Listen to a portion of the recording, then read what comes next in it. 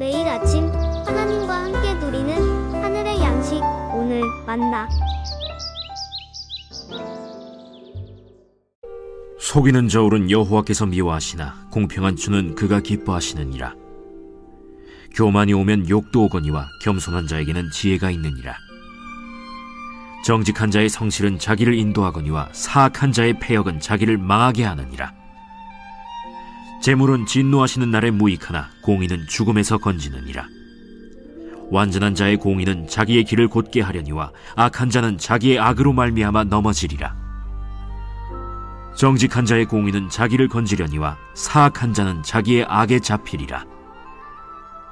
악인은 죽을 때 그 소망이 끊어지나니 불의의 소망이 없어지느니라. 의인은 환난에서 구원을 얻으나 악인은 자기의 길로 가느니라. 악인은 입으로 그의 이웃을 망하게 하여도 의인은 그의 지식으로 말미암아 구원을 얻느니라. 의인이 형통하면 성읍이 즐거워하고 악인이 패망하면 기뻐 외치느니라. 성읍은 정직한 자의 축복으로 인하여 진흥하고 악한 자의 입으로 말미암아 무너지느니라. 지혜 없는 자는 그의 이웃을 멸시하나 명철한 자는 잠잠하느니라. 두루 다니며 한담하는 자는 남의 비밀을 누설하나 마음이 신실한 자는 그런 것을 숨기느니라. 지략이 없으면 백성이 망하여도 지략이 많으면 평안을 누리느니라. 타인을 위하여 보증이 되는 자는 손해를 당하여도 보증이 되기를 싫어하는 자는 평안하니라. 수산물의 가격은 보통 무게로 따집니다. 그런데 최근 한 수산물 업자가 SNS로 민어를 판매하면서 묵직한 벽돌을 몰래 올려놓고 무게를 속이는 장면이 포착됐습니다. 이 업자는 위 판장에 나온 민어 2마리를 확보한 뒤에 이른바 저울치기 수법으로 가격을 부풀려 SNS 직거래 사이트에 올렸습니다.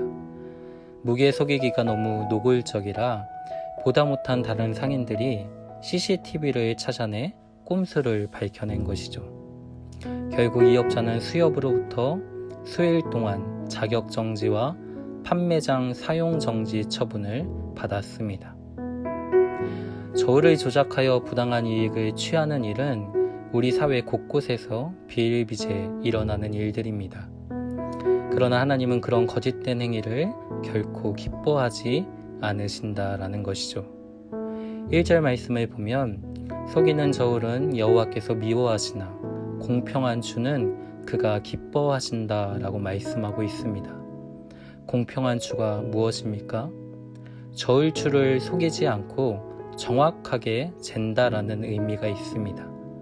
상업 활동에서 정직해야 한다라는 것을 의미하는 것이죠. 그런데 2절 말씀을 보면 교만이 오면 욕도 오거니와 겸손한 자에게는 지혜가 있느니라 말씀하고 있습니다. 상인의 도덕 기준을 이야기하며 교만과 겸손을 함께 언급하고 있는 것을 볼 수 있는 것이죠.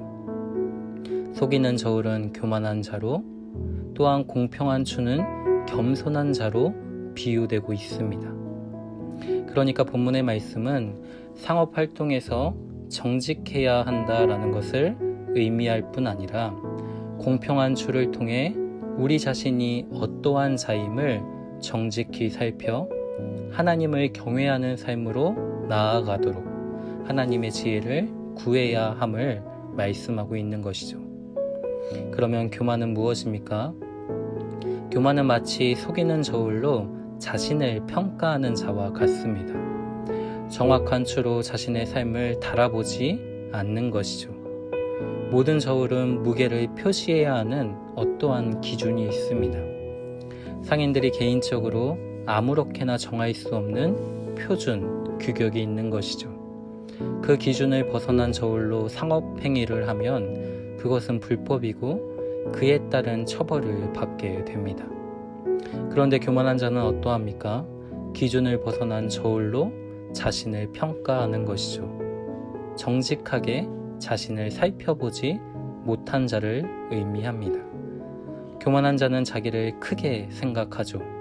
자신은 하나님과 그 누구의 도움도 필요 없이 그동안 잘 살아왔고 앞으로도 잘 살 수 있다라고 생각합니다. 하나님 앞에서 자신이 누구인지 돌아보지 않는 것이죠. 하나님의 말씀 앞에서 자신이 누구인지 돌아봐야 하는 필요성을 전혀 느끼지 못합니다. 그렇기에 하나님 앞에서 늘 떳떳함을 가진다라는 것이죠. 속이는 저울과 같이 자기를 평가하는 기준을 자기 마음대로 정하기도 합니다. 자기가 스스로 세운 기준을 상대방에게는 냉정하게 들이대지만 자신에게는 한없이 너그러운 사람이죠. 바꾸어 말하면 속이는 저울, 교만한 자는 자기를 사랑하는 자를 말합니다. 그러나 사랑하는 성도 여러분, 속이는 저울이 아니라 공평한 추로 자신을 달아보는 자가 있습니다. 성경은 이러한 자를 겸손한 자라고 말씀하고 있죠. 공평한 추는 무엇입니까? 하나님의 말씀입니다. 하나님의 말씀 안에서 자기가 누구인지를 깨닫고 하나님의 말씀을 기준으로 삼고 살아가는 자가 바로 겸손한 자입니다. 겸손한 자는 자기를 사랑하지 않죠. 오직 하나님과 이웃을 사랑합니다. 마태복음 22장에 예수님께서 무엇이라고 말씀하셨습니까? 너의 마음을 다하고 목숨을 다하고 뜻을 다하여 주 너의 하나님을 사랑하라 하셨으니 이것이 크고 첫째 되는 계명이요 둘째도 그와 같으니 내 이웃을 내 자신과 같이 사랑하라 하셨으니 이 두 계명이 온 율법과 선지자의 강령이니라 말씀하고 있습니다. 온 율법과 선지자의 강령이 무엇이라고 말씀하셨습니까? 하나님을 사랑하고 이웃을 사랑하는 것이다 말씀하고 있죠. 하나님의 말씀을 통해 우리 자신이 하나님의 영광에 이를 수 없는 죄인이라는 사실을 깨달은 자는 예수 그리스도를 통해 베풀어 주신 하나님의 사랑과 그 구원의 은혜 때문에 마음을 다해 하나님을 사랑하게 됩니다. 본문의 말씀을 한번 찬찬히 살펴보십시오. 교만한 자는 자기가 스스로 세운 기준으로 하나님과 자신과 이웃을 속이며 거짓된 삶을 살아가죠. 9절 말씀에 교만한 자 곧 악인은 입으로 그의 이웃을 망하게 합니다.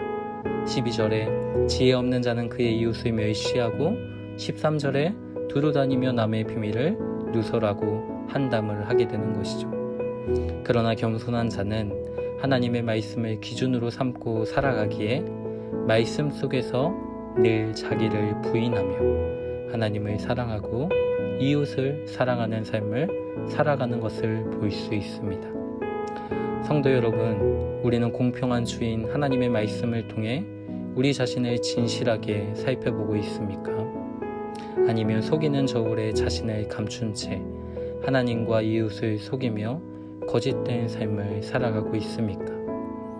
하나님은 분명히 말씀하십니다.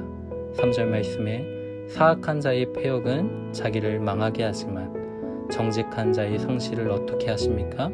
하나님께서 친히 인도하신다 라고 말씀하시죠. 그렇게 우리는 겸손히 하나님의 지혜를 구해야 합니다.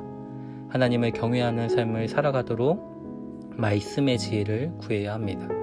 성령께서 말씀으로 우리의 삶을 조명해 주시게 그 말씀 앞에 겸손히 반응하는 삶이 되길 간구해야 합니다. 오직 말씀이 삶의 기준이 되어 겸손과 진실함으로 하나님과 이웃을 사랑하는 삶이 되길 간절히 소망합니다.